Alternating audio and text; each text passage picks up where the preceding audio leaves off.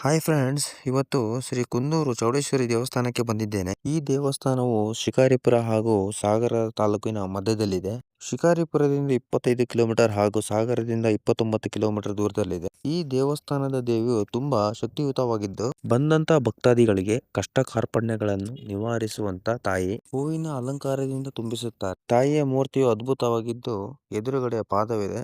ತುಂಬಾ ಅಚ್ಚುಕಟ್ಟಾಗಿ ಮಾಡಿದ್ದಾರೆ. ಶಿವರಾತ್ರಿಯ ಹಿಂದಿನ ದಿನದಂದು ತುಂಬಾ ವಿಜೃಂಭಣೆಯಿಂದ ಈ ಊರಿನಲ್ಲಿ ಅಚ್ಚುಕಟ್ಟಾದಂತಹ ಜಾತ್ರೆ ನಡೆಯುತ್ತದೆ.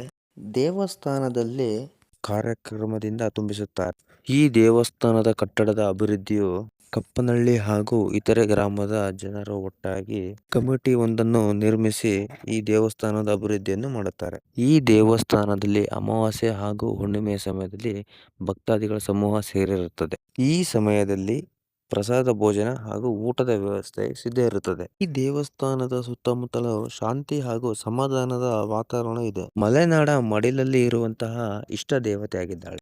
ಈ ದೇವಸ್ಥಾನಕ್ಕೆ ಅಕ್ಕಪಕ್ಕದ ಹಳ್ಳಿಯ ಭಕ್ತಾದಿಗಳು ಬರುತ್ತಾರೆ. ಇಷ್ಟು ಇದರ ವಿಚಾರವಾಗಿದೆ. ಇನ್ನೂ ಹೆಚ್ಚಿನ ವಿಡಿಯೋಗಳಿಗಾಗಿ ಫಾಲೋ ಮಾಡಿ. ಭರತ ಶೆಟ್ರೆ, ಬಾಯ್.